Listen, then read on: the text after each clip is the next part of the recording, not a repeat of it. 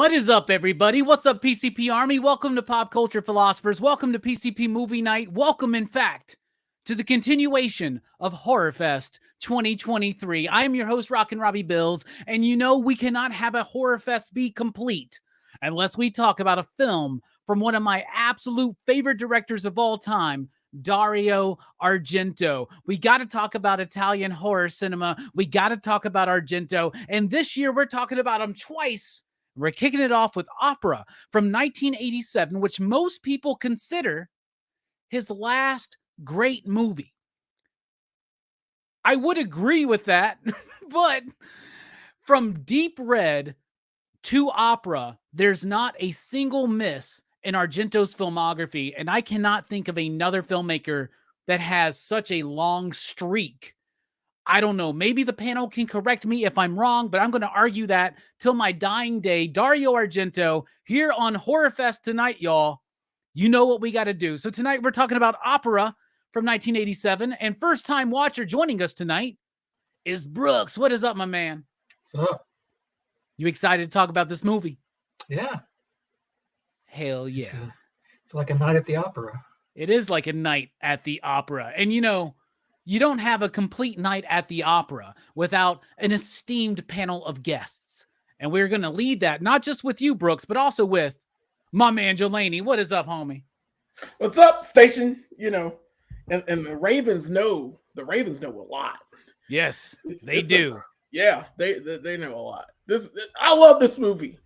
I'm starting off just saying it. Dario Argento is fantastic as a director, and this was like one of those just crazy films that people just should still watch. It's one of those crazy ones. I'm just saying that up front because god dang it, we're about to have a talk. Speaking of those crazy ones that people should still watch and pay attention to, it's the Brianiac. What is up, Brian? How you doing, my man? Doing. Now I'd like 2 eggs over hard. I was ready for that. You were ready. I was ready that time. Yeah. Thank you for being here, Brian. This was your first time watching Opera was this year, right? It was, yeah. Yeah. Watched it about a month ago, and then I watched it again today. All right. So another first timer, but this is even more important. First time ever watching a film from Dario Argento, and it's Opera. Here is Perry. What is up, Perry? How you doing? Hey, how's it going? Yeah, my first what's his name? Argento? Dario Argento. Dario Argento film. Yeah. He likes the mozzarella. Yeah, you know, I gotta the mozzarella, you know. Speaking of Italian gangsters, it's Joe Corallo. What is up, my man? How you doing? It's true.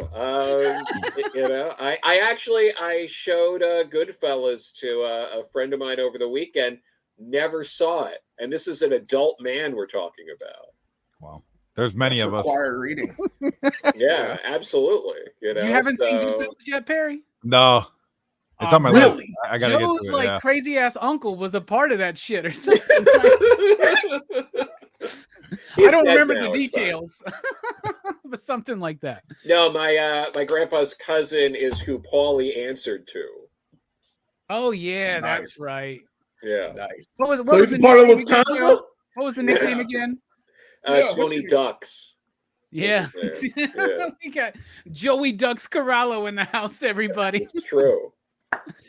All right, so we're talking about the 1987 film Opera, co-written by Dario Argento with Franco Ferrini, but directed by Dario Argento, starring a whole bunch of people that nobody cares about except for Daria Nicolodi and maybe like Ian Charleston. Yeah, we can talk about him. There's some really Dario Argento. Y'all know that I love Dario Argento. We've talked about Suspiria. We've talked about Tenebrae. There's got to be more that we've talked about here. We talked about Demons 1 and 2, produced by Argento, but it was actually directed by Lamberto Bava. We talked about Bird with Crystal Plumage. We've talked about Deep Red. We've talked about a lot of great Argento films, and there's still a lot of great ones to come. But this does kind of mark the end of an era for Argento, Opera, right? And on the rewatch, I watched it with my good friend Lulu, and it was her first time watching it. And the only other Argento film she had seen has been Suspiria, and she liked it, but she was a little bit like, huh? And I remember being like, the first Argento film I ever saw was Suspiria. And every Argento film I've ever seen since Suspiria, I go, huh? But then I just get into it, right? And the more and more I watch opera, the more and more I love this film. It is very much a classic Argento giallo. It's the culmination of a lot of stuff that he set up artistically and thematically, from Bird with the Crystal Plumage through Deep Red into Suspiria, through Tenebrae and Inferno, and into opera, right? And this movie had a personal effect on Dario's life, had a personal effect on his psyche. And I feel like the artist really comes through in the art in this movie. I love the music. I love the set pieces. I love the gore. I love this movie. Is it perfect? No. But is it a badass movie that I'm excited to talk about tonight? Absolutely. The first time I watched this movie, I was immediately reminded of Phantom of the Opera. I was like, it's kind of got that kind of vibe, right? Where there's this like dude who's like somehow setting up the main actress in this opera. He like sets it up so that she is hurt, so her understudy has to take over. It's kind of got that Christine Phantom kind of vibe, but it goes into way different territory. I love this movie. I love everything about it. The style, the music, the structure, the performances for the most part. I mean, we don't come to Dario Argento films for the performances. We come for the style, the structure, and the thematic material, and for that slam banging music. Brooks, this was your first time watching this film.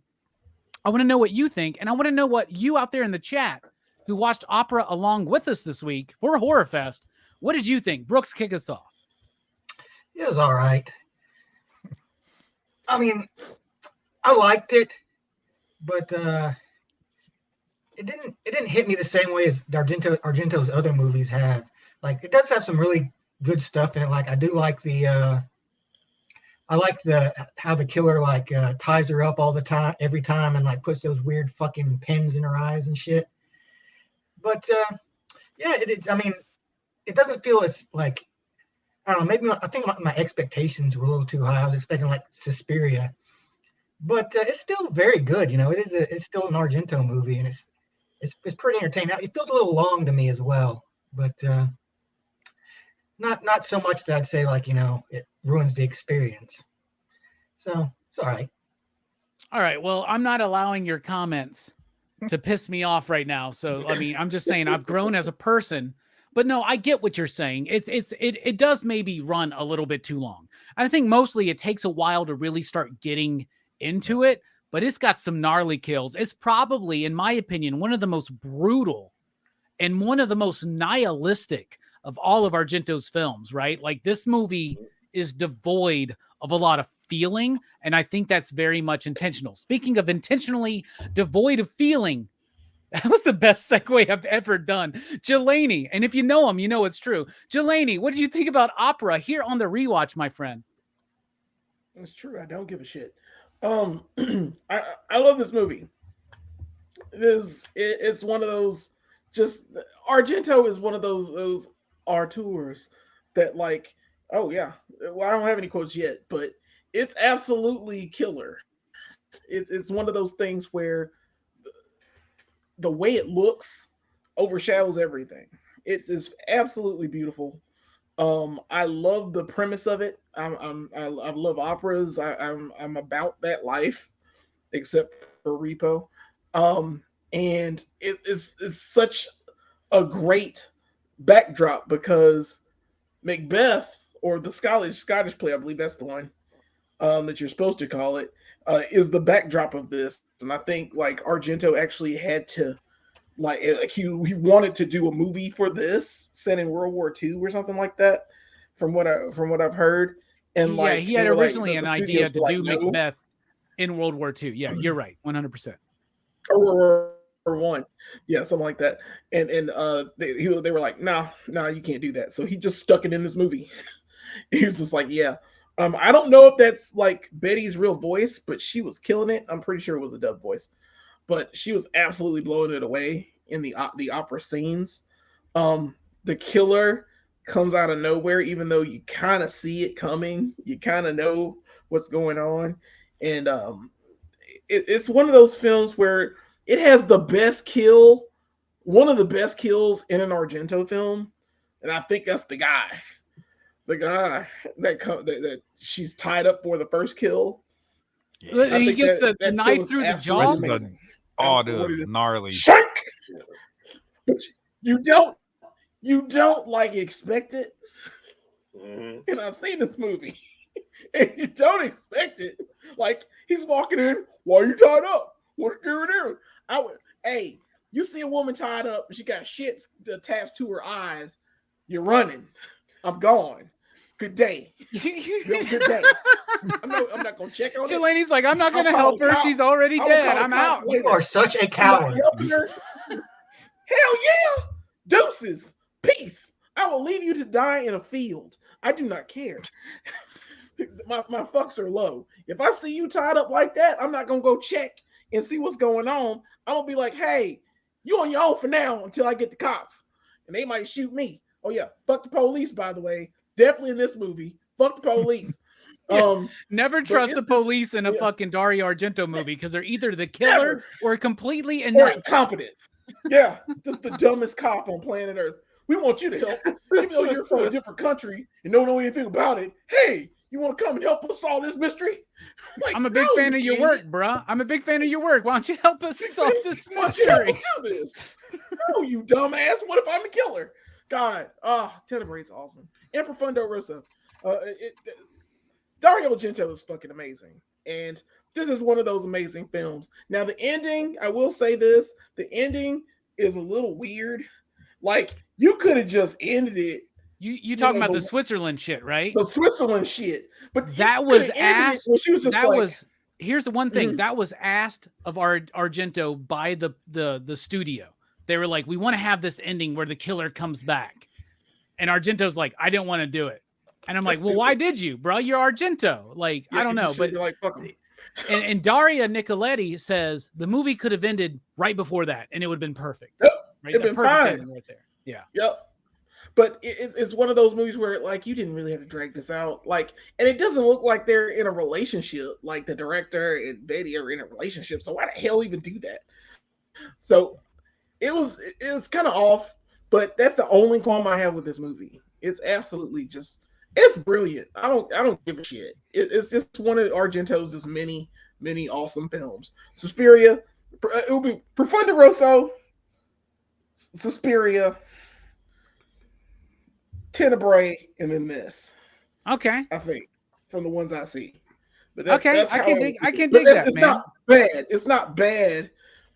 They're just equally different because the music's not the best, and we're talking about that. It's not Goblin. We ain't got Goblin.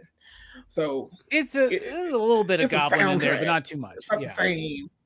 It's a little we'll Goblin, but it's not Goblin. We'll get to that. We'll get to that. Go ahead.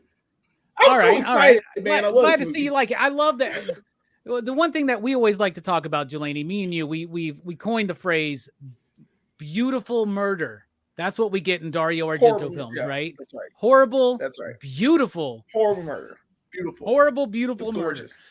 What about you, Brian, man? This is your first time watching it this year. What did you think about Opera, being a newer Argento fan?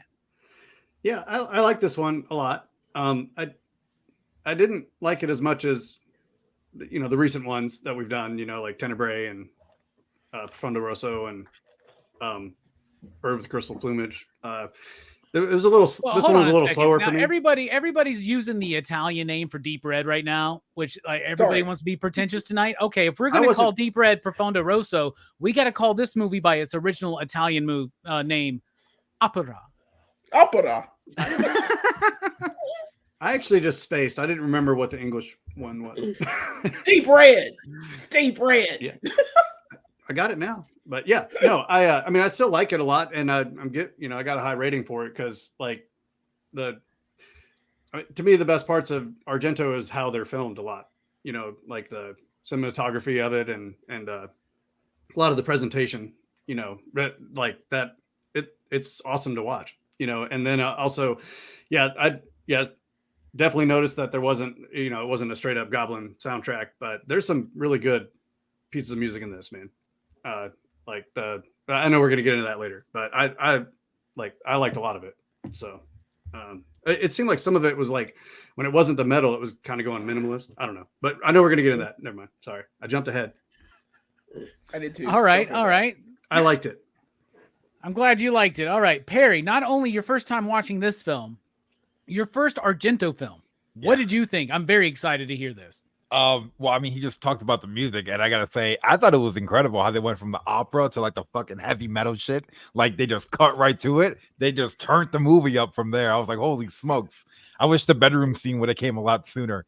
Because seeing those things on her eyes, seeing the knife go through, I thought it was wild. You know, I'm with Jelani. I would have pieced out. You didn't get laid. Hell no, I'm out of there, bro. Oh no, Hell no. Deuces. There was no reason for me Why to go you and check gotta- on you. Is this Yeah. a joke? Yeah, no way. Bye. I gotta say the camera angles in this were insane, dude. You got like these top-down shots. The camera kept moving throughout the whole film. It was almost like I was like being pulled into it. I thought that was cool. The ending, I thought was lit. I was like, whoa, no way, this guy's alive. like yo, that was crazy. Him running through the hills of Switzerland in broad ass daylight. It's like such a big shot. You get this huge landscape. It's beautiful. She's in this nice outfit and she's running for her life. You know, I thought that was so cool. So yeah, I thought it was pretty good movie. Bro, I'm going to tell you, man, as your first Argento film and hearing what you thought, dude, watch any movie he did before this. And for the most part, you're going to be like, what the hell? This is the greatest movie I've ever seen. Dude, I never want to go like this to a peephole ever again in my front door, dude. Like, no way, bro. Especially if you see someone's about to put a gun on there. Like, yeah, like I don't want to see the gun. I want to see your face. I want to see your face. Like, bro, stop looking. You know? Such a beautiful shot too with the slow-mo. Yeah. And they had to film that with like this like they had to make like this whole rig where this like bullet this size is like spiraling through this like chamber they made. They had to shoot it in high speed and slow it down, and then it had, oh my goodness, they had to do it in one shot. So like they literally had like a tiny bit of dynamite strapped to Nickelodeon's head, right? Did she die? Like, no, she didn't die. She actually if you watch the behind the scenes stuff on the awesome Blu-ray right here, she talks about, because her and Dario Argento were lovers for a long time, but they had been apart for like 2 years, and he was very adamant that she do this movie. She didn't want to do the movie, and then he mentions that she's going to have dynamite on the back of her head, and she goes, I really thought this was his plot to kill me. Like 100%. And they had to do it in one shot. She couldn't even have a mattress behind her because she had to fall, because they have the shot looking profile at her and then the shot from behind where it hits the phone. It was all done in one take. So she couldn't even like fall. And she told the special effects dude, like, this is all you get is one take, motherfucker. I am not doing this again. But oh my goodness. By the way, the degrading relationship between Daria and Dario, that's prevalent in all of his films, pretty much from Deep Red to this movie. And this was her last film that she was involved in.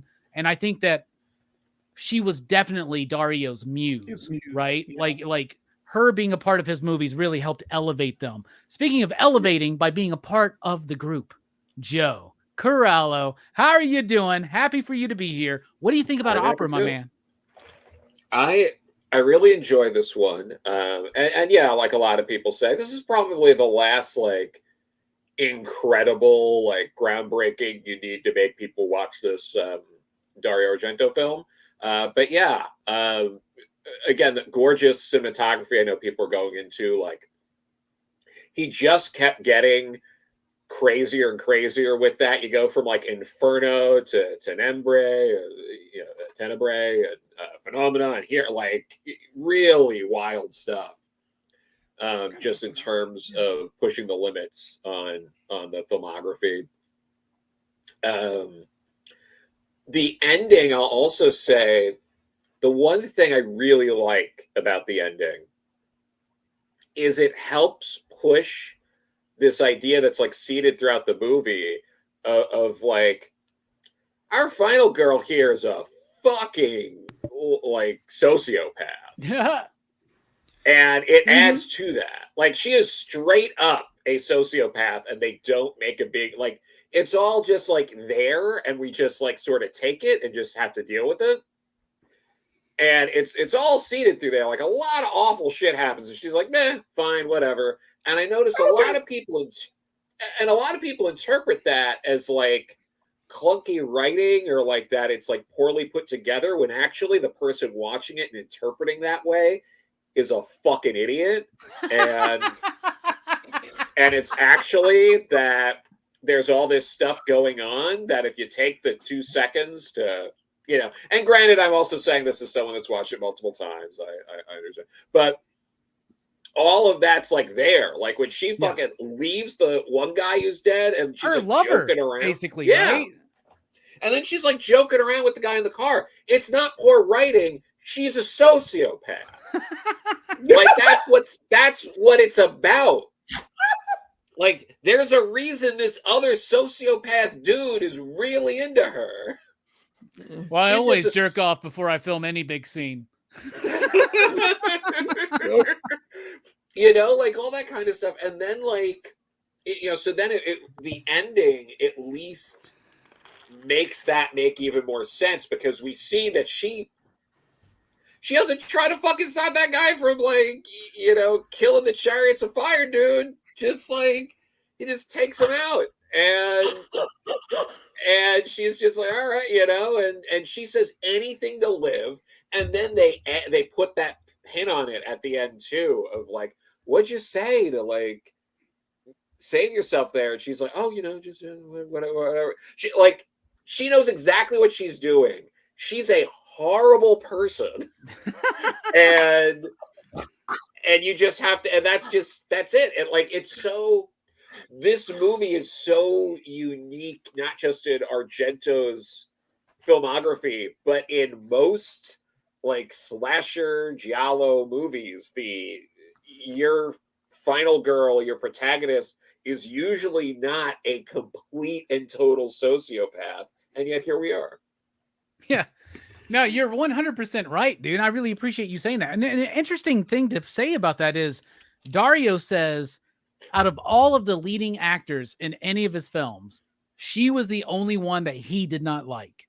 Yeah. Like he intentionally wanted somebody younger than 21. He refused to cast anybody 21 or older because back in the day when they first did Lady Macbeth or whatever on stage, like, and the idea of like the curse of Macbeth is prevalent. Like they were always like super young, right? And so he was very adamant about that. He found this woman in Spain. He couldn't find anybody in Italy. Found this woman in Spain and said he regretted it the entire time he made this movie. He said he never hated a leading actor as much as this woman, and just didn't get along with her and never worked with her again. But maybe that really helps that, I think. It might be part of, maybe. Do you think like I don't know if that's, was unintentional or if that was something he maybe like just subconsciously like started coming into it of like, I hate, like, I don't like you and your character, like as this is coming together, you're this unlikable character. Like I wouldn't be shocked. Or I wouldn't be shocked if Dario's so much of a genius that he intentionally cast somebody that he wouldn't like to like elevate the film in another way or something, and to put in. Yeah, because I mean, there's other things similar to Tenebrae where like there's those moments of him having his insert character like make those comments of like, well, I hope people don't, like, I forget the exact line of like, I hope people don't get there, Yeah, he's like, I don't think horror films should be a basis of anybody's reality or something like that, right? Yeah, exactly. Like, so you get that stuff in there too. Like, it's clever. Yeah, it is a clever movie. It's a gory movie. It's a great movie, and it does have some characters in it and some really solid performances. So, Brooks, what's a performance / character you want to highlight? I liked the main girl's I guess agent. Daria Nicoletti, yeah.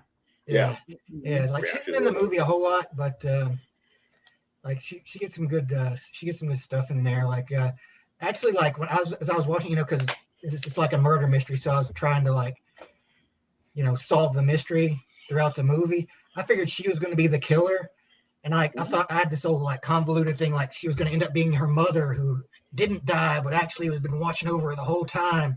But then like, she saw how successful she was becoming. So she got insanely jealous and started murdering and shit. But then she got shot in the head and I was like, oh, I guess not. But I really like her death. That's a good death scene though. Like the peephole bullet, like I was like, well, you know, if you're gonna go out, might as well go out cool. Yeah, absolutely. With some dynamite strapped to the back of your head. All right, Jelani, what's a character you want to highlight? Commitment. Yeah. Mm-hmm. Yeah, I agree with that. My favorite character is like the costume lady, like Gianna. I think that's what her name was. I love her for some reason. I don't know why. Like, she was just so pissed she had to like make that dress over again. Something about that and her character. She's just yelling at the director. She's just very sassy.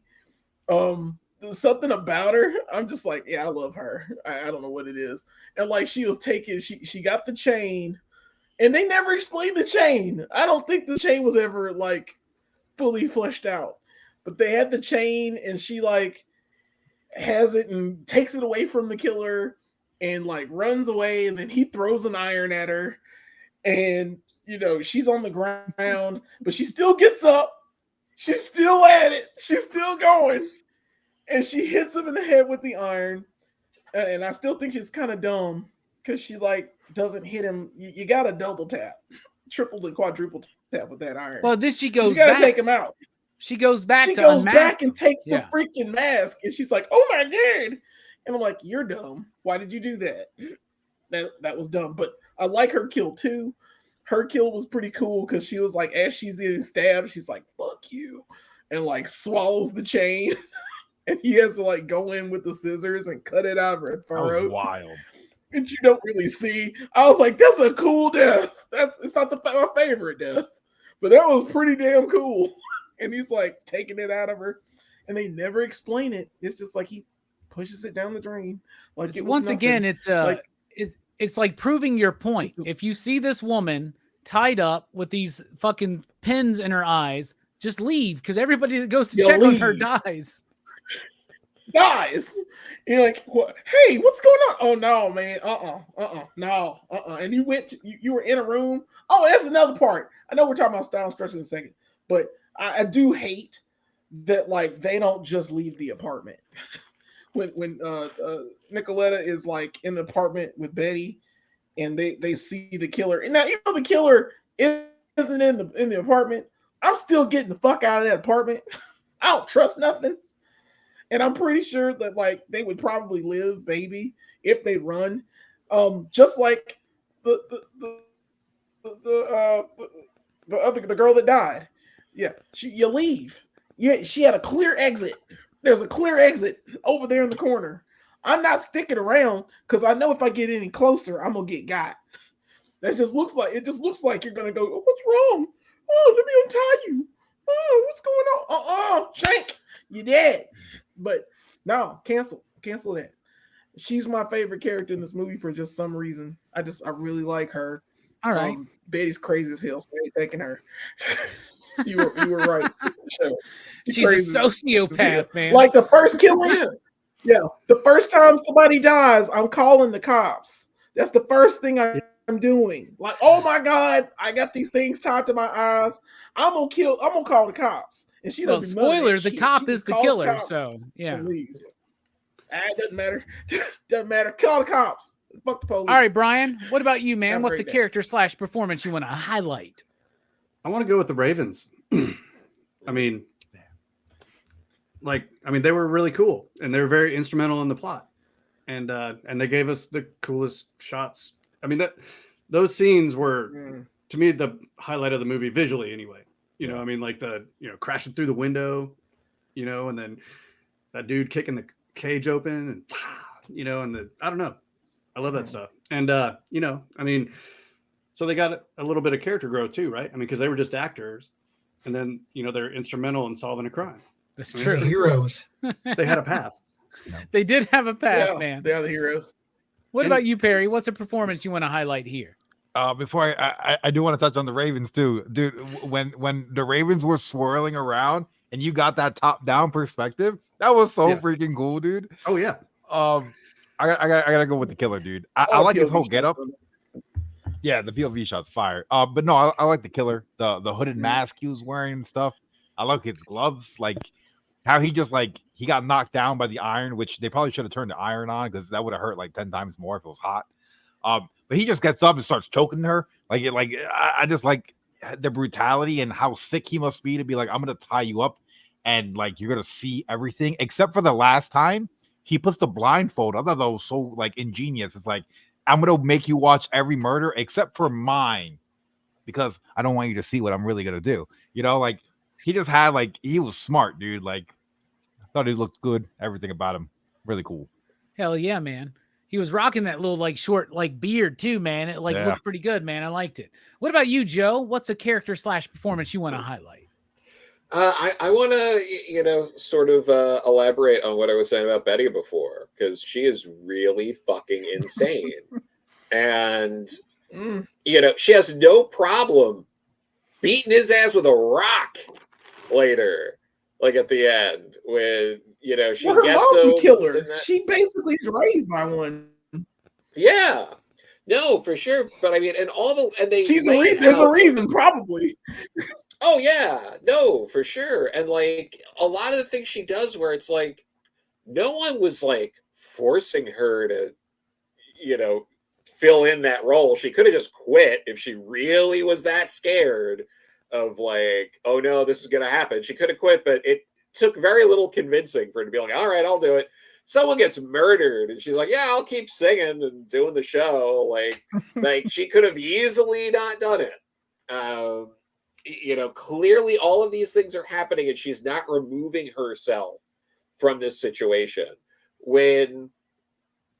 But I think it gets clouded for some people or sometimes when you're watching it because she also cares about like self-preservation in her own life, but like of course she fucking does. Like why wouldn't she? Like when she's in that situation, then suddenly it's like, oh my god, what do I got? But it's even down to when she one of the moments for me too where I was like, oh, she's crazy, was when she's getting out of the first situation. She rips the part of her that's covering her mouth off before the needles that are stabbing her eyes. Like that, and then she's like, oh, let me get those off, even though her eyes and like eyelids are like bleeding. And it's like, you don't need to, like at that point, she doesn't even like yell or anything like that. She's just like, oh, I do this, I'm just taking this off, and then I'll take those off. Like it was like methodical. It wasn't like, she's just like insane. And I think she really, it's almost like she does it, the performance is too good in that it gets people thinking like she's doing sociopathic so well, people think it's a bad performance because they don't get it. It's almost like it comes like that full circle. So like I got to give it to her because I feel like a lot of people genuinely do not understand that about this character and what is clearly being going for with this movie. Okay. Well, yeah, I'm glad you put it that way because like I thought all of her actions were just odd, or I thought maybe it was like poor writing or something like that. Because like, I mean, but that the way you explain that makes a whole lot more sense. Oh yeah. I want to have a special moment to just highlight everybody that should have died. But yeah. I love it when Delaney's 2 seconds behind us, but it's okay, man. What I wanted to give a moment to spotlight was, as Joe said earlier, the Chariots of Fire guy as Marco, right? Ian Charleson. I really like him. He's the director. He is the stand-in for Dario Argento in this film. He is the horror movie director who's trying to make an opera, which is real art, and horror movies aren't art. So there's a lot of the stuff that Dario is saying to the audience through that character, right? Or to his critics, I should say, through that character. My favorite character, though, is the Opera House. That Opera House is gorgeous. He couldn't film at the Opera House that he wanted to, so he found another one that he heard was bigger, and he went there and he was like, yeah, this will work. And the cinematographer said that it was a bitch to light. Like, you got to light every single box. You got to have it look well lit, but still be atmospheric. We got to do all this. Argento had them take down the chandelier so they could do that wide, giant crane shot. That shot you were talking about, Perry, was one of the most elaborate shots in Argento's career. This giant steel girder going across, like just spinning around and descending. And they had to remove the giant chandelier in this opera house. The opera house, though, is a character, and it bleeds through, and it's part of that style and that structure. Like every Argento film, this movie is beautiful. Even the bad Argento films are absolutely gorgeous to see. This dude has a vision, a cinematic vision that is like no one else, right? Not every Scorsese film is great. Have you seen Kundun or Age of Innocence? Have you seen those movies? Not every Ridley Scott movie is great. Have you seen Robin Hood? Like, come on, right? Like, have you seen Body of Lies? Like, we need to allow some of these great filmmakers to have these missteps in their career. However, opera to me is not a misstep. In fact, it's so much the right step that I think this movie took a lot out of Dario, right? If you look at the interviews of the time, if you read this stuff, he's diving into a lot of themes that kind of fucked him up. And I know we're talking about Dario Argento here, who's been fucked up the entire, like, ever since he made Once Upon a Time in the West, he's just fucking fucked. You know what I'm saying? And he's just trying to like solve some shit in his own psyche. And that's what I love about him as a director. He's pushing.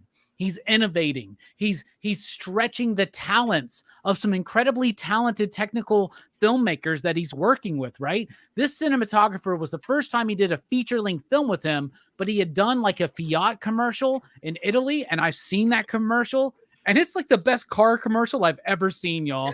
Like Dario Argento in 1985 or 86 is taking the camera from behind the car into the car, close up on everything on the console, because, you know, Dario likes his fucking close-ups, and then out the car window and like watch it. It is miles above structurally. I see how it can feel like it runs a little slow in the beginning, but to me, that is so much like Phantom of the Opera. Like the first 20 minutes of this movie is Phantom of the Opera. And I know it's more based on, it's an opera that starts with an L, like Getty or something like that. I don't remember what it is, but it's more kind of focused on that because that was the one that Dario wanted to do. And when the money people decided or figured out how he wanted to stage it, they said no. And he's like, well, I'm not going to do opera. And this movie is kind of like an exercise of those demons of disappointment. I don't think it runs too long. I think it's really tight. I think it's got a great structure. It's got amazing special effects. The knife through the mouth is so visceral. It gets me every single time. And every time somebody goes on and on and on about how Dario Argento only leaves the most like insane and gory and invasive murders for women, I go, watch opera. Because the one that gets me is that one, dude. I never want to go to the dentist after seeing that fucking bit, man. You know what I'm saying? Anyway, what do you think, Brooks, about the style and the structure of this film? Well, it's good. This is him, you know, you can tell he's in his prime. Like, he brings his A game to this movie, like visual wise, like the shots and the like all of it. Like, you know, it's like he's you know, this is what he's been working towards. It feels like, you know, like he's hit his stride. It feels like in this movie, and like, you know, he's also like, you know, willing to take those chances on those, like, you know, those big shots that could, you know, potentially go wrong, and you know, they end up great. Like, you know, the like I was saying before, the bullet through the peephole shot, which was really cool. The you know, the birds, when the birds are flying around at the end, and you know, you have the whole. So yeah, it's like style wise, I think it's probably his best one, like as far as style goes. Wow, very cool to hear. What about you, Jelani? What do you think about the style and structure? Yeah, you're right, Brooks. You know, Suspiria exists, but you're right in a lot of different ways. As far as the crane shot with the birds, that is absolutely fantastic. The point of view from the bird's eyes, that is absolutely fantastic, especially at the very beginning of the movie when you see the ravens and he gets those close-up of their eyes. And it's throughout the movie. It's just like they're always watching. They're always going through, and it tells a brilliant story of it. It reminds me, there's an anime that's called Goblin Slayer. If anybody's ever seen it, it's pretty awesome. But it has a scene that's just the main character, Goblin Slayer. You think he's dead, and like everyone's around him, and they're sad. But he goes into this tunnel beforehand, and he brings a canary with him, and the canary's there to see if there's gas in the tunnels that the goblins can push in. And if the bird freaks out, they're like, okay, we're gonna run and get the hell out of here. So like they finally defeat the thing, but he almost dies, and he's like laying on the ground, and everybody's like hovered over him. And he's really sad, and like for almost 3 or 4 minutes, the entire scene as everyone's looking at him dying, or looks like he's dying, that you see the canary's cage is turned over, and the bird's still in it, and all you see for the 4 minutes is his eye, and it's just blinking. Every once in a while it flutters, and it looks like it always reminds me of this movie. Like it went back to this movie, and I was like, oh yeah. And I love that shot. I don't know what it is, and the bird's eyes is just one of the coolest things I've ever seen. The ending is still kind of weird for me. I just don't know why you just didn't end it with her being like, I understand. You're the greatest. You're the greatest thing that's ever happened to me. Let's run away before they find the bodies. That should have ended it right there. That should have been in the movie. You're like, and then, and then you go, no. I don't know. You end with some profundo goblin. But I love it. It's paced well.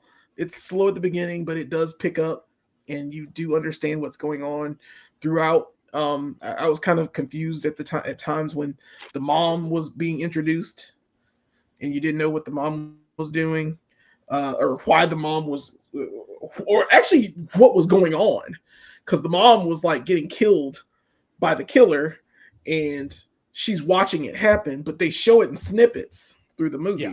And I really like Tenebrae, the way they break that. Yeah, it's very Tenebrae. Yeah, you just like you cut the killers. And let's be honest, man. Like, there's still some moments that, like, as far as that goes, I'm still a little confused about the motivation of the killer. But then I'm like, it's an Argento film. I don't really give a shit about the motivation of the killer. I just care how they kill and how beautiful it looks. Speaking of beautiful kills, Brian, what do you think about the style and structure? Yeah, it's good stuff. Like I said, I did think it was slow at the beginning, but now I'd like 2 eggs over hard. Man, I bet you weren't prepared for that one. I wasn't. You don't often do it twice, so. But yeah, I don't. Yeah, the just the shots, I loved how off balance I felt like watching the movie. It's like. I love that the way he does that stuff. There was some of it was handheld, but I mean, some of the stuff with the tracks and everything like that were just really cool. And I don't know, there was one section where the camera was real low, just going across the ground and everything like that. It was just like, I don't know. I really, like I said, I just felt off balance, and I thought that was really cool. And then there was another spiral staircase one. I love that scene, and that's my favorite music bit. But we'll talk about that in a minute. But yeah, I was confused about the story a little bit too, and everything. And like I said, it's the cinematography and all the other stuff and the kills, all that makes up for it. Cause like, I don't, I mean, the storylines tend to be a little linear, you're trying to pull all this other stuff out of it. So, I mean, yeah, it's absolutely. What about you, Perry? What do you think about the style and structure? I'm gonna piggyback and say, the beginning of the movie was a bit slow. I did like the Usher kill in the beginning. I thought that was awesome. And then he got pissed off because he got blood on his binoculars, and he's like, "Come on, man!" He's like trying to throw the blood off. I thought that was hilarious. It was really cool. I thought after that bedroom scene where we finally see her with the eyes like this, the movie really picked up, and I really got involved with it. And it was paced pretty good throughout. I like the style of it. It was stylized. Yes, it was. Shit was dope. Yeah. You got a lot of good movies to look forward to, Perry. Man, what about you, Joe? Man. What do you think about the style and structure? I really like it. Again, a lot of ambitious shots and things like that throughout. Most of them have already been mentioned, but it has these like elements of both things like, Suspiria and Tenebrae, where it's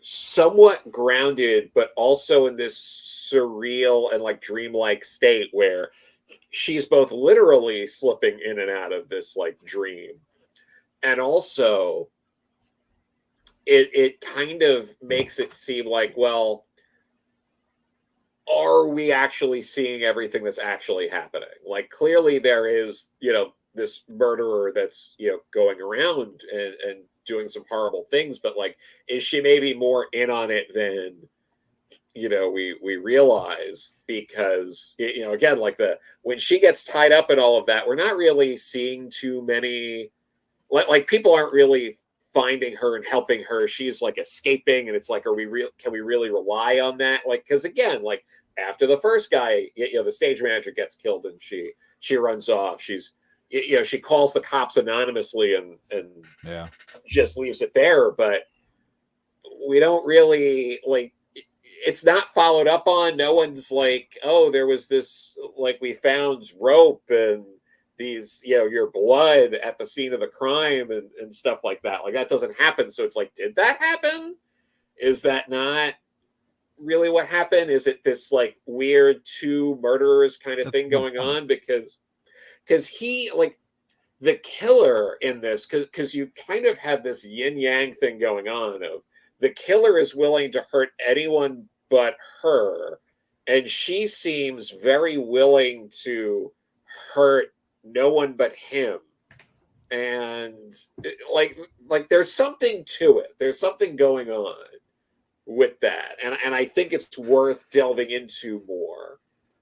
I think I'd have to watch it maybe another time or two to really like develop this like idea more. But it does feel like you have these pieces there, and it feels intentional. So, I think they're often with movies from like Argento, there's more there than you tend to realize. And this feels like one of those things. It's almost like it could be a fetish of hers to be tied up and watch these things happen.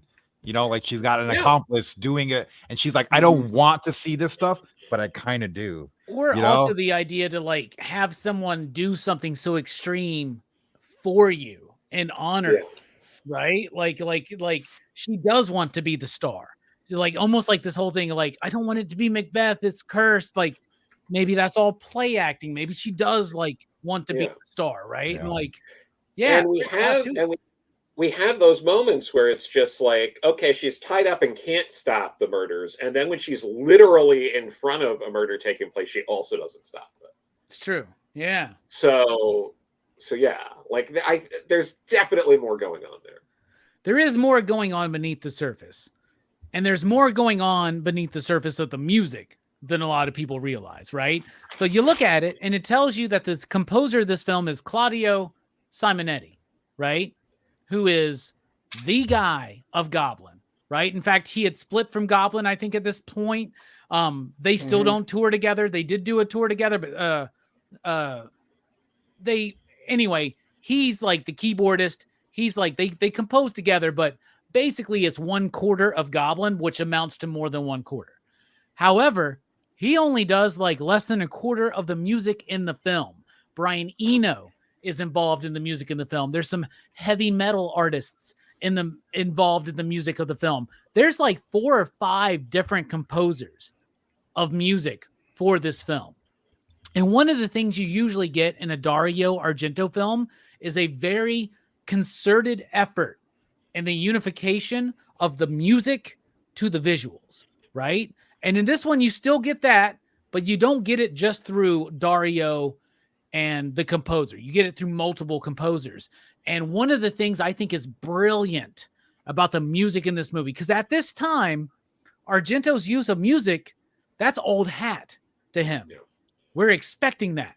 So when those kills happen and all of a sudden you got some like poor man Italian fucking Motley Crue coming on the air, just like, it like throws you off when you think about films like Tenebrae or bird with the crystal plumage, or Profondo Rosso, as since we're in the Italian names.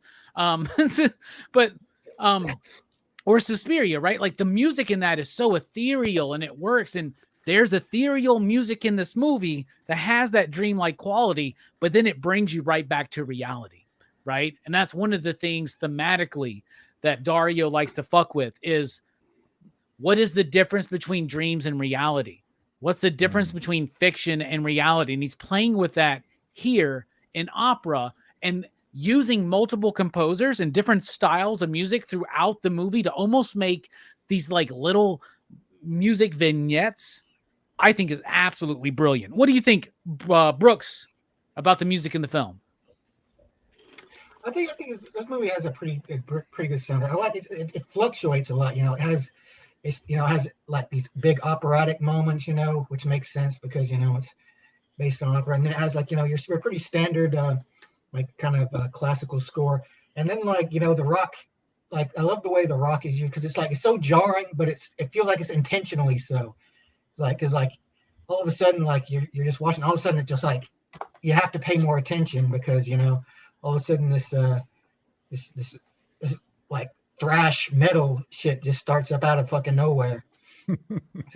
It's an interesting soundtrack. I like I like how Argento like is willing to take some chances with this movie. Like he's willing to try some new things, and the soundtrack is wrapped up in that as well. Absolutely. What about you, Jelani? What do you think about the music? Yeah, it's great. It's still not Goblin, but I understand. It's I like the heavy metal that plays when she's wandering in the streets. When Betty's wandering in the streets when she's running. Something about it. I don't know what that music was, but it is so like it is jarring to have like this nice, okay soundtrack. I like the score. The score is all right, and then you stick this music in there, just like we've been saying.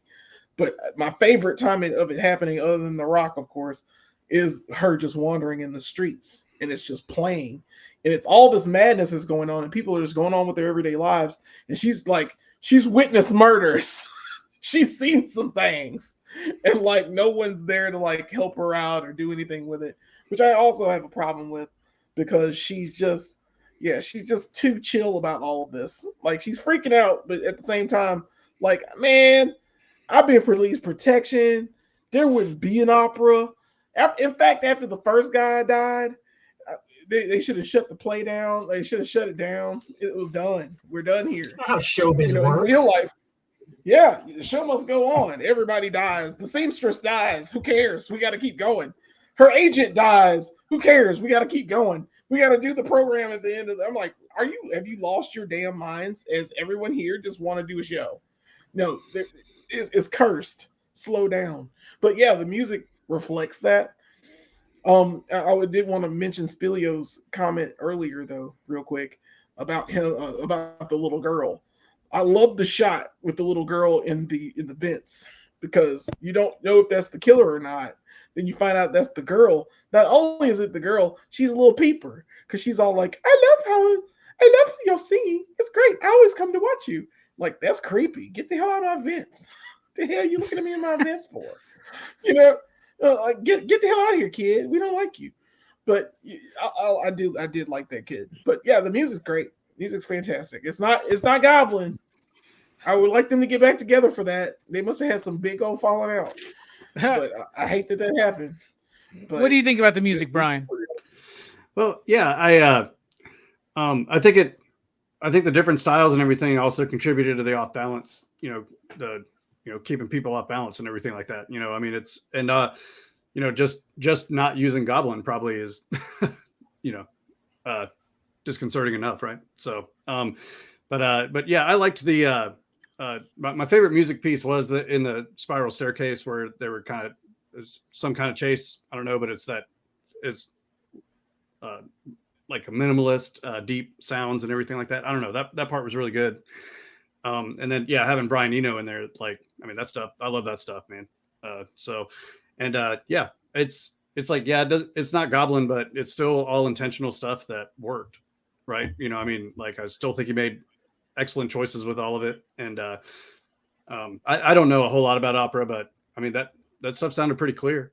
I mean, it sounded pretty good. So like, I don't know, it definitely worked. What did you think about the music, Perry? I thought it was cool. Like we got this opera, right? And then it's just the most drastically different music you could imagine, just punches you right in the face. It's like, whoa, what the fuck just happened, dude? And then they go back to the opera stuff, and then before you know it, boom, you're hit with this music again. I thought that was really cool. It's like super contrasty. So yeah, really not really. This music hits you like a knife through the fucking jaw, right? Yeah. You know what I'm saying? Like this, like just Like instantly grinding the on heart your rate teeth. goes up. Yeah, absolutely. What about you, Joe? What do you think about the music, my man? I really like the music in this. I feel like it's almost like an inverse to like Suspiria, where Suspiria and Goblin in that, for the most part, it's very like subdued. It's very atmospheric. Like this tends to cry out a lot more during the movie than in Suspiria. Suspiria really like gets you in the mood and kind of like guides you through the movie in a more subtle way, whereas it's very like the music isn't too atmospheric. It's very like in your face for a lot of it, and very much it feels like the soundtrack feels more demanding in this movie than in some of his other films, and I like that about it. It feels more stitched together. I know it's intentional, but that stitched together feel, I think, is what part of what makes it feel more demanding. Like it's asking for more of your time and attention, consideration as you're watching it than a Suspiria and some of his other films. Oh, very nicely put. Very nicely put. Thank you. Dario Argento films have themes. They have thematic material. In fact, Dario, I think, starts with the visuals, goes into theme, and then doesn't give a fuck about story or performance outside of that. But I want to know, out of everything in this movie that maybe Dario is trying to say, or anybody else, whatever, what are you picking out of this movie? What's this movie saying to you? Brooks, kick us off. Well, I think probably one of the main themes of this movie is like kind of the dangers inherent with fame. Like this idea that, you know, like especially like fame is like one of those things where like, you know, we're taught like, you know, oh, it's great, man. You get like, there's so much, there's all these good positive things about it. You know, people love you, you get adoration and everything, but there's like also like this extremely dark aspect to it. And like the younger a person is, like the harder those darker aspects of fame hit that person. And like, you know, like you guys have been pretty hard on the lead of this movie, but I actually do believe that she didn't, you know, really intend for all this to happen. You know, I think she was and she was very much like, you know, she wasn't ready. She didn't feel like she was ready for this kind of fame. And, you know, Gotcha. like the idea that, you know, and in this case, like, you know, the fame comes with like a murderer. And that's, you know, that's another thing that comes with fame, especially with like women, like, you know, like young, beautiful women, like, you know, they get stalkers, and these stalkers are like, you know, like these insane dudes who have like way too much time on their hands and are just like so obsessive. And like, you know, it's the idea is like just like getting caught up in this, like, you know, the cycle that she has is beyond her control. You know, like she doesn't know this dude knew her mother. Like she didn't know anything about this guy, but, you know, just because of the fact like she's in the spotlight now, that also makes her like a target as well. And, you know, it's a shame, you know, that it's like that, but it's just kind of one of, you know, the pitfalls of life. You know, if you put yourself in the spotlight, you know, you set yourself up for, you know, for some of the less desirable aspects, I guess, of Do that you kind of think, attention. Brooks, that maybe one of the themes is how it starts off innocent, but the way she develops an adaptation of that coldens her? If that makes sense, it's right? like, yeah. It's like, I you said know, colden. I don't think colden's a word, but like harden probably would have been better, but you know what I'm Would have been saying? better, yes. yeah. Yes. You're very close. Well, you know, we're Colden, doing this off sir. the dome, man. So whatever. All right. Jelani, what New about word, you? Colden. What's the theme to you? Yeah. Yeah, it is about obsession. Just to piggyback off that, it's about what you're willing to put out to get the achieved goal. And that's with Betty and the killer. Pretty much. It mirrors them. She is obsessed to be a star. She does want to be famous. Although she's trying to pretend that she's very modest. She still wants to get up on that stage even when there's a killer trying to kill her. And then, of course, his obsession with her in general, because he wants to find his equal, his mate. And he believes he's found it in her because, her mom was crazy as shit. Why not? I want this to be, a real thing. And it can be where obsession is, it can be, it's not a great thing. It's not a good thing. You can be focused. You can be driven, but at the same time, to be obsessed with it and to let it take over, it becomes something that I guess it's bastardized. I guess is the best way to say it, or it coldens you. So I Yeah. kind of see it that way. So that's what I think this movie is about. It's about the coldening effect of life. The coldening. Brian, what about you, man? What's this movie speaking to you? Yeah, I had trouble with thinking about it, what the themes were in this one, but I did. I don't know if this is a theme, but like the kind of just the genre. I think he was speaking again, on the giallo genre and tilting it on its head again. And I know I have a very limited experience, but I have pretty much watched his movies in order as they come out. So I had kind of seen the progression and how he tweaks everything, and I don't know, just I don't know. It just speaks to me about, kind of, I don't know, just, when you say the horrible, beautiful murder, just the, chaos, and things like that. And just like, how, I don't know.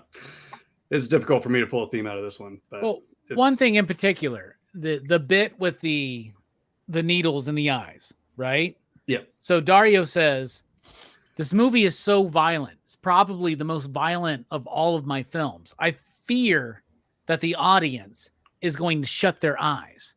And I wish that I could greet every audience member and scotch tape some needles to their eyes so that they can't do that. So he goes, but instead of doing that, I just put it in the movie. So like he wants you to pay attention, right? And that's one of the things that is carrying on throughout these films is he wants you to pay attention, not just to the craft and the technical skill, but he wants you to pay attention to the depths of the depravity that's in all of us. Okay. Does that make sense? Yeah, it does. Man. Perry, what do you think? What's this movie speaking to you, my man? Kind of like what you just said, like almost like that voyeurism of seeing things like that.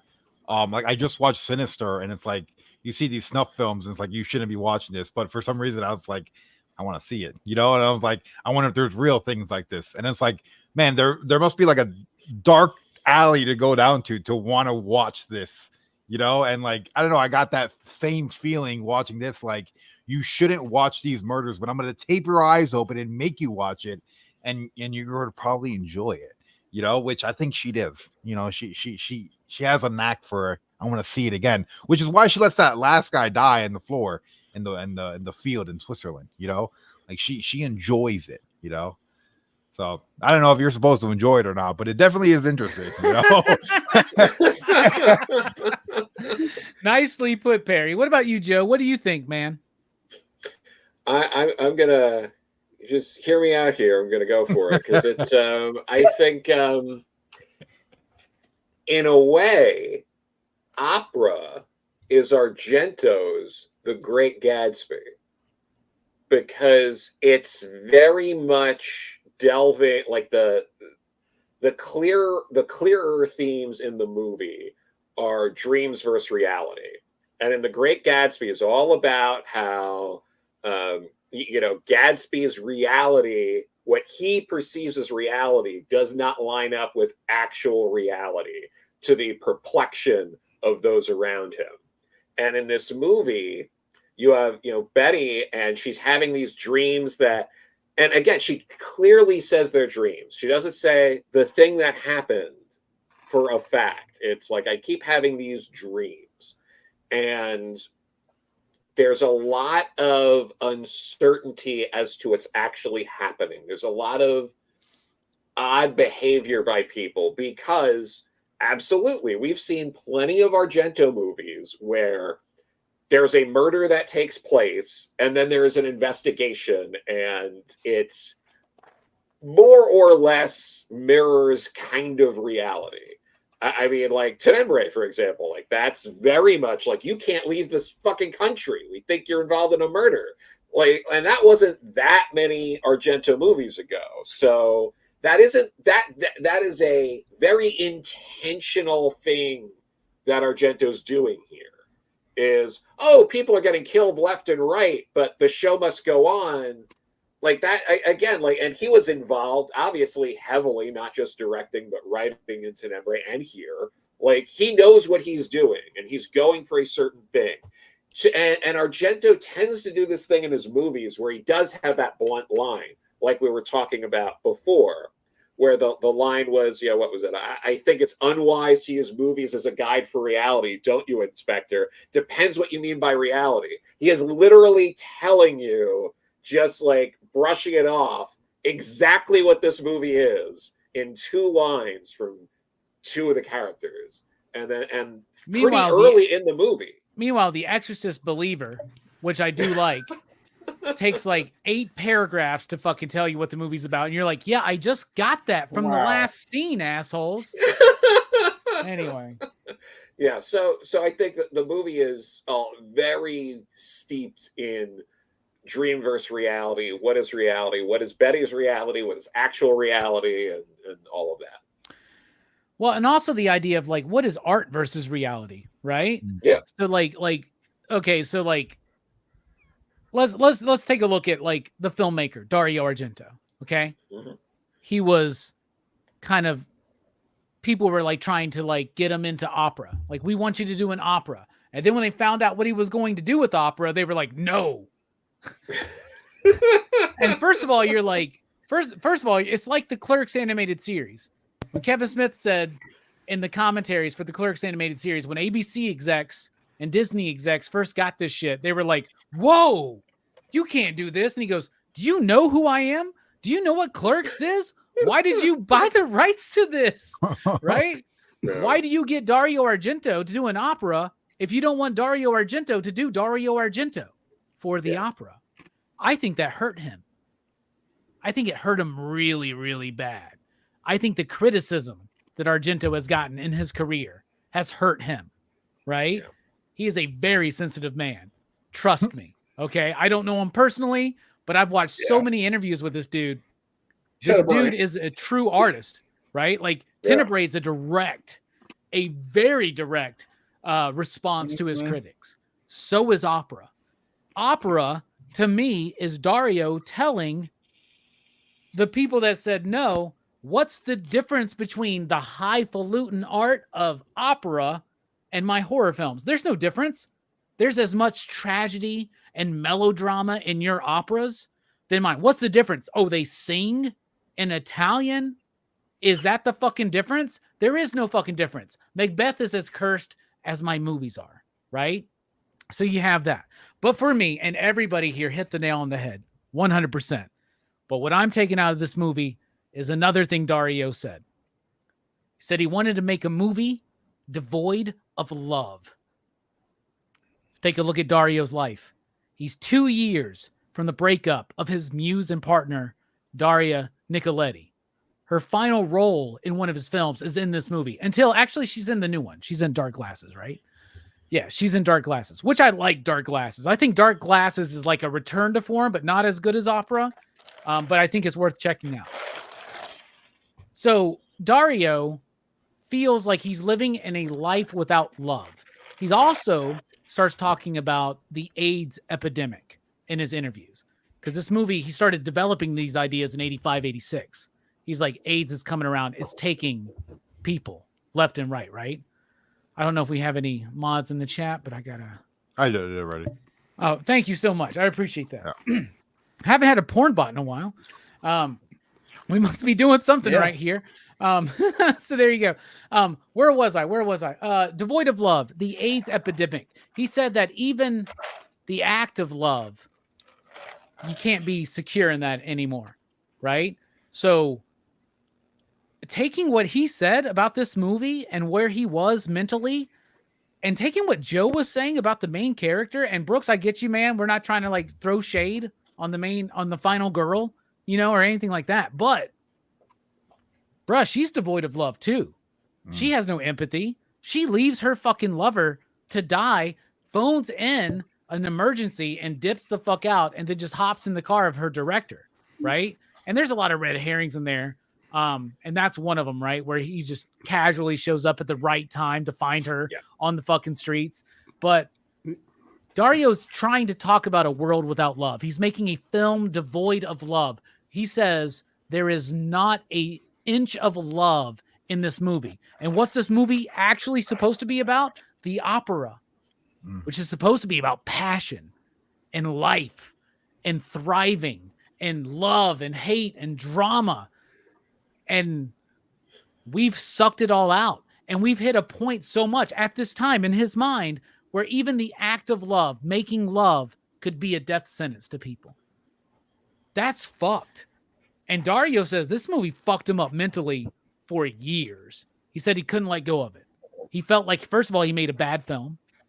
And he felt like afterwards, he felt like just plagued by this sense of nihilism. I think is probably the best sense where but at least in nihilism, the point of it, I think, is if the universe has no meaning, it's up to us to make our own meaning, right? But Dario, in this movie, this is the most brutal and tragic and nihilistic film of his career, in my opinion, because Suspiria, Tenebrae, Deep Red, those are movies that, to quote Argento, have love in them. This movie doesn't. There's not a good fucking soul here. There's nobody looking out for the other person. Everybody's looking out for themselves. Maybe he's, making that reference about his critics. He's making that reference about Hollywood. He's making that reference about the film industry internationally. He may be making this statement about the actress that he cast in the film, but it's there, and it affected him, and it affected his films for a long, long ass time. So that's what I think. I think this movie is about the dangers of a world filled with art without love, which is a world just filled with content. There's a difference between art and content. Do you get what I'm saying? Anyway, I think Dario's ahead of his time, and I'm very happy he's back in the saddle. I hope we get one more movie from him. Dark Glasses is definitely something to check out. Anyway, it's time to rate the film out of 5 possible you digs. You out there in the chat, what do you give this movie? Brooks, kick us off. I'd give this one a 4. It is a really good movie. There are a lot of things I do like about it. I like, like I said, I like that he takes a lot of big swings in this movie. But I think the kind of the bleakness inherent in the movie makes it hard to really engage with any of the characters in it. You don't really I don't really get attached even to the character that I liked a lot, which was the agent, and she's hardly in it.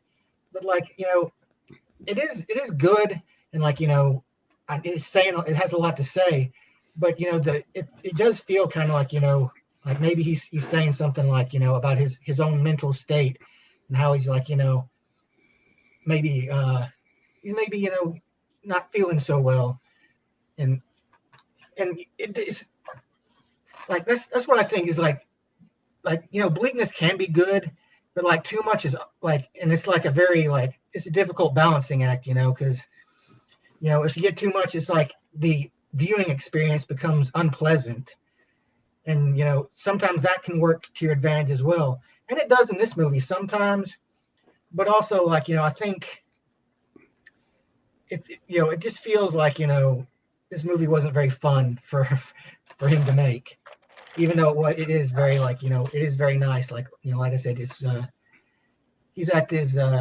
he's in his prime. It feels like he's artistically he's doing very well, but like otherwise it seems like maybe he's in a bit of a decline. So what did you rate it? 4. All right. After all that, I was expecting lower than a 4. That's nice. But we're talking about Argento. But Brooks, you haven't watched a lot of the stuff after Opera, and maybe one day we'll get to that. But we'll see. There's some good stuff. I think Trauma's a good movie. I think Sleepless is good. I think there's some good stuff.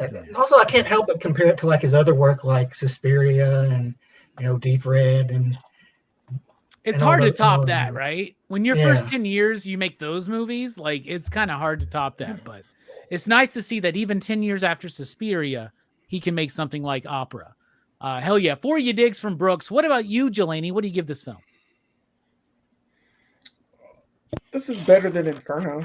I will give that. I like this movie still, and I agree with Brooks. I'm gonna give it a 4. Ain't got no goblin. It just bothers me. I'm expecting like music, son, because music is what among the visuals is one of the main draws for a Dario Argento movie. It's just a staple. It's absolutely beautiful. But with this one, yeah, it's a 4. I like the kills. The kills are excellent. The eye things. Oh my goodness. Oh my God. The needles for the eyes. That I wish there would have been an occasion where she had to do that. She had to blink. And that would have been even, more messed up in some forms or fashion. There's something that would have happened that made her blink. That'd have been a cool visual to have in this she was movie. blinking because we got the teardrops. Yeah, of she blood, got little right? droplets. She got droplets of blood, but it wasn't, oh my God, these are stuck fully in the through the eyelids. eyelid. Yeah, fully through the eyelid. Like she had to do it to do something to get it.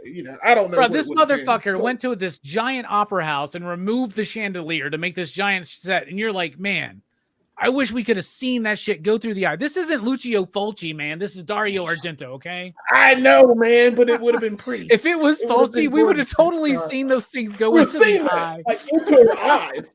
It would have been right into her eyes. She's like, I did it. Yeah. But yeah, I think 4 is decent for an Argento. Hell yeah. For this film. 4 is very decent for this, man. I'm very ecstatic so far that we're getting more great conversation than we did for The Brood, because me and Brooks were the only people that really appreciated that movie. We should have had Joe and Brian and Perry here for that. Anyway, Brian, what do you think? Dario Argento's Opera, what do you give it?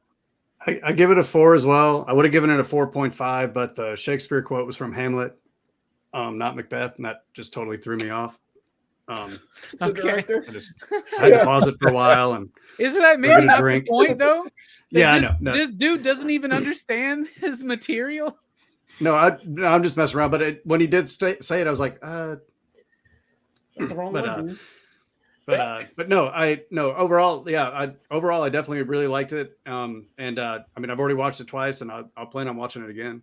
When you say the thing about no love, like even the bird keeper didn't really love the ravens, but I think the ravens loved each other though. Like, and of 160 of those birds, they lost 80 of them because they just flew away. Yeah, he did say that. But he said they didn't lose them, but like they died. They just like they died. Yeah, they just left. Like, damn, they were killing birds, bro. The birds died. They're just like, nah, son. That's why you can't work with birds. A lot of those birds were mechanical too, by the way, just so you know. That's really? Like the only movie that doesn't say no animals were harmed during the dude. By the way, that crane shot, he actually put the camera inside of a giant raven so that the audience would have more like understanding of what they were seeing. That's right. Those are smart. So the dude in the background is like, behind the scenes, he's like, so I had to make a fucking bird big enough to hold a 35mm camera. Yeah, I was gonna say that's a big bird. Those cameras are huge. So a 4 from Brooks, Jelani, and Brian so far. What about you, Perry? Where you land at? I wanna highlight real quick the Raven that's eating the eyeball. I thought that was extremely talented of the Raven to pick up that eye and just start chewing on it, spit it out, and chew it again. Yeah, so freaking cool. It was one of those gummy eyeballs from the fucking 90s, guys, right? It's got to be. Man, those things were good. Yeah, it must have been tasty for that Raven to just go to town on it. I'm gonna give it a solid 4. It's one of those movies where like I don't think I would buy like the Blu-ray for it, but if I was at like Best Buy and I seen it, I'll be like, all right, I'll pick this up. You know, like it's one of those movies where it's like I'm not gonna be like I can't wait to sit down and rewatch it, but if it's on, I'll check it out. You know, there's a lot of cool scenes in it. A lot of I think the camera angles, the camera work in this film was just like top notch for me.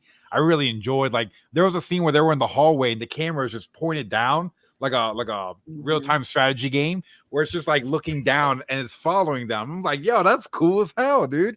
You know, and then the camera where you first see the vent in the beginning, and then later on it's like, all right, we're gonna explain what the vent is. I'm like, oh, that's so cool. Like they just like they told the story with the camera, you know? It's almost like an extra cast member. Perry, I am so fucking happy to have you here for your first Argento experience, and even more happy to hear you say what you just said in particular, because when you can y'all imagine when he watches Suspiria and Deep Red and Tenebrae? Dude, Perry, this isn't even his best film. That's what's crazy, man. I cannot wait to hear your thoughts. Perry, real quick, did you record a reaction to this? I did, yeah. Oh, I cannot wait to see that, man. That's gonna be good. I'll have that out in the next couple weeks. Yeah. Hell yeah, Perry, you doing the 1 a day thing right now? I was, and then I started playing chess, and then I got like 4 or 5 days behind, and then I was just like, oh man, I just like screwed up my whole month of October, but it's whatever. I'll get it out eventually, you know. Hell yeah, sounds good to me. Joe, we have 4s across the board right now, man. Where do you sit?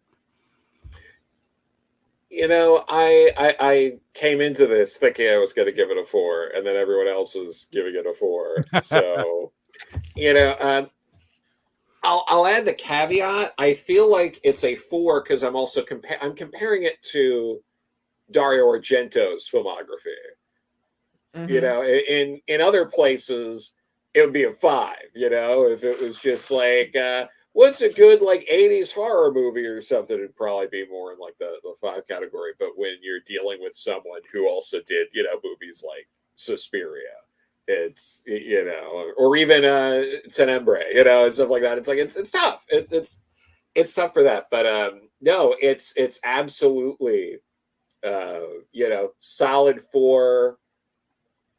All the like, I kind of wish I could give it a little more, but you know, I think for what it is, that's really great. So I'll give it a 4.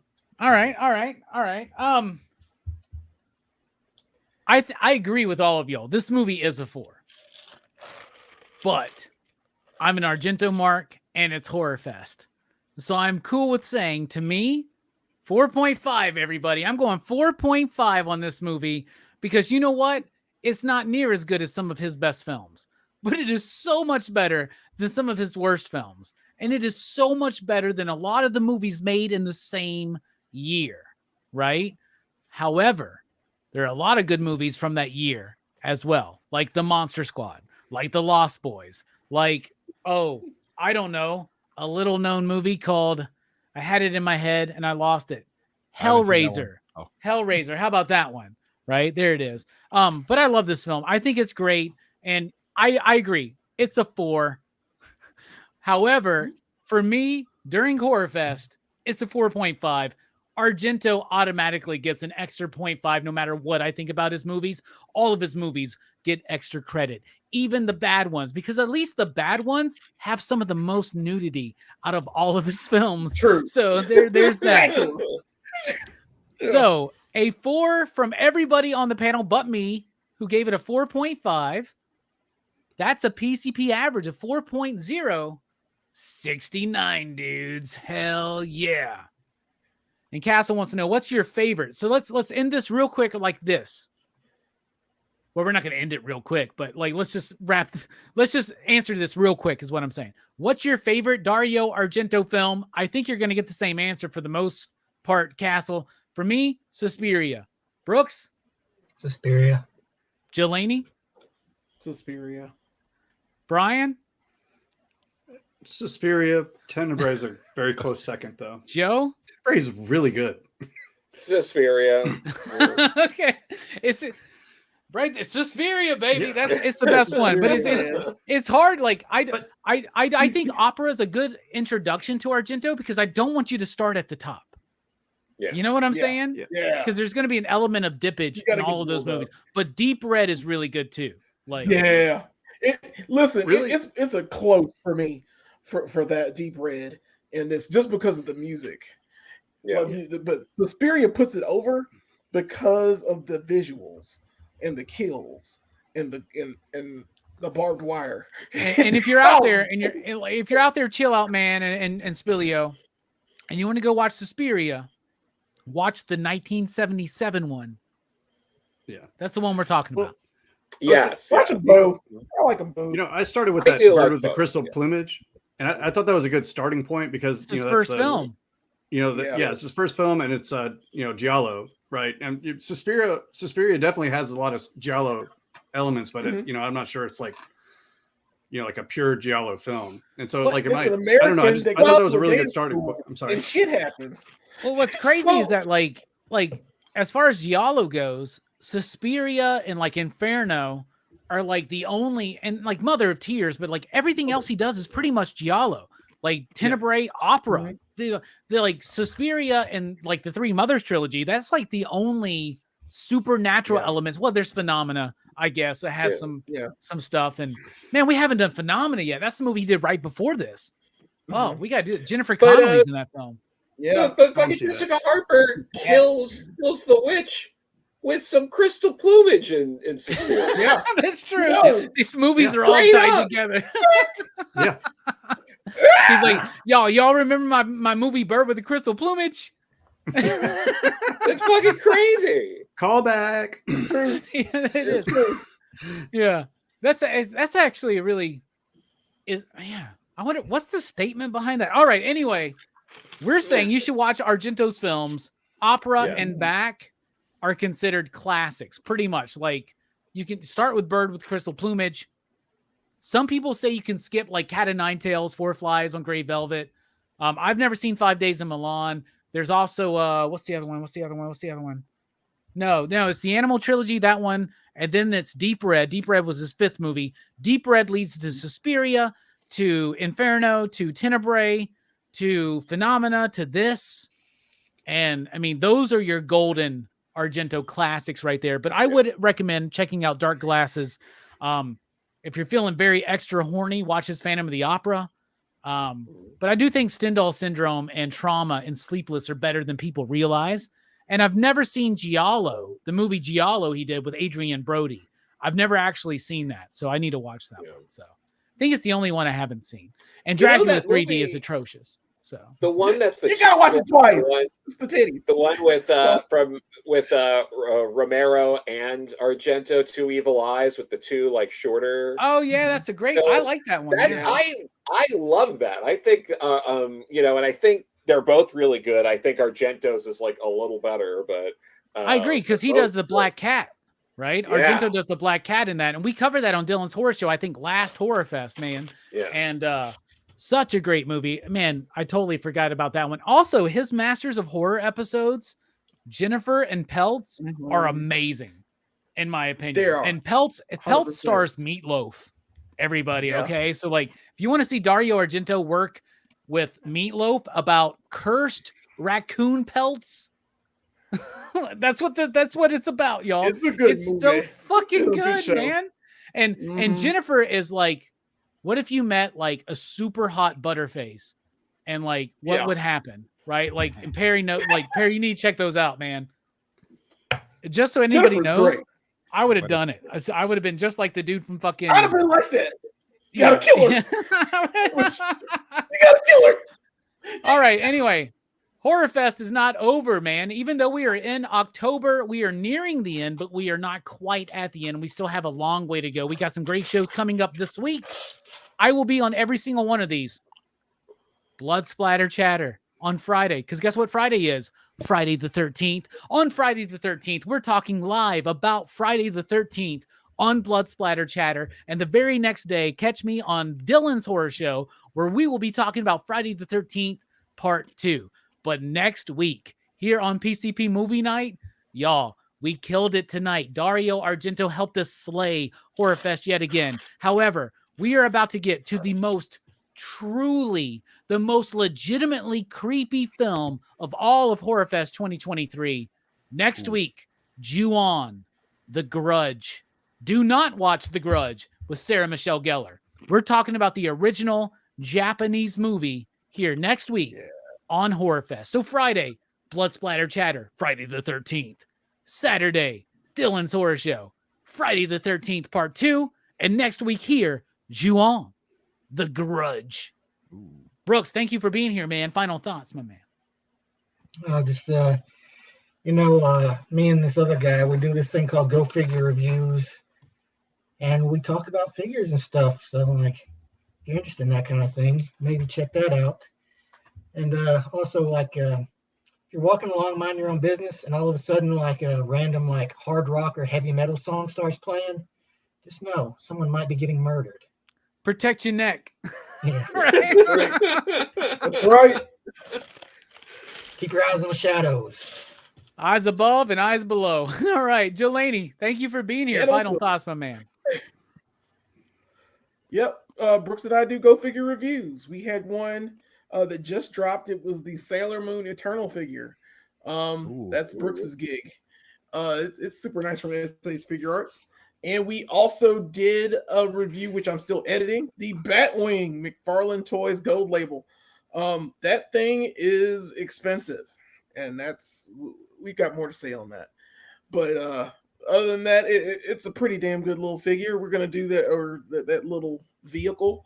We'll do those will be coming out pretty soon, or that video will be coming out pretty soon. I love this movie.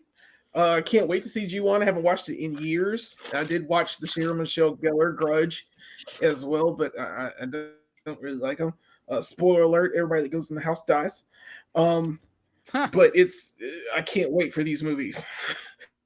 I can't wait to review Ju-on going forward. And Horrorfest has been pretty good so far. So Horrorfest, this is the best Horrorfest ever. We made a promise. We delivered on that promise so far. And here's the thing. We're not done with Argento, because in 2 weeks, we're talking about the infamous Argento cut of Dawn of the Dead, the one that's been talked about for years now, and we're finally going to dive into it. It's great. Brian, thank you so much for being here. Final thoughts. Yeah, glad to be here. Thank you. I am a recent Argento fan, and I'm looking forward to checking out more for sure. And I'll be on the Ju-on show. I've never seen it. I'm a little worried. I've heard it's pretty scary. I think you need to watch it I think you need to watch it in the middle of the night, completely alone. And maybe even like whatever weed strain gets you the most paranoid, take some of that. Right? And just like get into the zone. I know what you're talking about, man. Really quick, Jelani. The easy answer is yes. Mm-hmm. Oh, yeah. Are you guys reviewing Motu? Yeah, of course we are. We got tons of them. We done absolutely. last week. We just did a couple. Yeah, like we did a whole bunch of stuff. Ariaga, check them out. Go to our channel, check them out. Yeah, go check them out. If somebody's here, please throw out the link so that our Ariaga can sub up. And Fable, you're right. Ju-on's going to be the scariest movie of Horrorfest. I know that. Mm-hmm. I know that Verno thought it was going to be Sinister. I watched Sinister. That's not scary. No, it's not. Not at all. It's at all, dude. No, it's going to be Ju-on. Trust me. And Ju-on, too, he's even creepier to me. I don't know. There's something about it. Perry, thank you so much for being here, man. Thank you for allowing us to break, or should I say pop, your Argento cherry. So, Perry, final thoughts. Thanks for having me. It was cool coming on here. And remember, Ravens never forget. So don't piss them off. Yeah, no shit, man. Like And don't walk fucking backwards, right? Yeah. Like the star of this play was walking backwards, right? And she ran into a fucking car. So like, just saying. Joe, it's pretty talented to make it that far. It is, right? She made it out the door into Yeah. the street. Like you That's gotta like, amazing. give her props for that. She was worried about the Ravens not liking. I bet now she's like, I'll never do an opera with a car. The cars can't stand me. Anyway, Joe, Yes. love you, bruh. Thank you so much for being here for another Argento review. Thanks Final for thoughts? having What you me. got coming up, man? Well, please buy Sheena. Make it worth it for me. Just pick it up. Issue 2 came out last week. So, there's 2. It's going to be 5 issues. Finishing up issue 3 like now, or getting that to the printer. It's all moving along. Buy it. For fuck's sake, buy the book. Get it. Okay, damn. And then, I'm going to be at New York Comic Con this week. Ooh. So I am doing portfolio reviews through Geeks Out on Thursday and Friday at 1:00. And I will be doing a signing at the Mad Cave booth on Saturday at 1:00. So come on by, or, say hi to me on the show floor, but, don't make it weird or anything. Two of Now my totally favorite Mad weird. Cave books are from Joe Corallo, by the way, everybody. So go Right. check out Beckstar and go check out Dahlia in the Dark 100%. So thank Right. you all so much for being here. My final thoughts are this. Dario Argento is a fucking maestro. He's just absolutely amazing. Check us out Friday night. Join me for Friday the 13th. On Friday the 13th at Blood Splatter Chatter. What just happened to my voice? Friday the 13th part 2 on Saturday night at Dylan's Horror Show next week. Ju-on The Grudge. Do not watch the American one. And here's your sneak peek at the first week of PCP Movie Night 2024. That's going to be a good one, y'all. Okay? So... What's and that? we're doing them all. We're doing them all, even a mission to We're doing Moscow. all of them? We're doing all of them. Okay. I am putting together right Okay. now the 2024 first quarter list for PCP Movie Night, and it's It's a good going to cartoon be show. fucking awesome, y'all. You don't even know. There's going to be some Tarantino in there, some Ooh. Scorsese in there. There's even going to be, first time anybody's hearing this, Kung Pao Entered the Fist is going to be there. Really? Because I just watched that for the first time on Saturday night. The first time you watched it? Oh, first wow. time I watched it. Oh, wow. I loved it, dude. It's Dude, I've really seen that. good. It made me Yeah. want some Taco Bell, bruh. It really did. It's a good movie. So we got a great lineup coming, but don't forget, after Horrorfest, we'll be sad. We'll only be sad for a week because Van Damme November is coming up, and Horrorfest is going to return in Christmas because all of the Christmas season movies that we do this year are all horror films, including Christmas Evil, Joe. That's one of my favorites. I'm glad I got that reaction live on the air. I love Christmas Evil so much. It's so good. That's why we're doing it. All right. Love y'all. That's awesome. Y'all have a good one. And I guess I can't think of a quote from this movie, so I'll just go well, actually the quote from the stagehand who gets the knife through the throat. He has a really good quote in the movie that actually goes,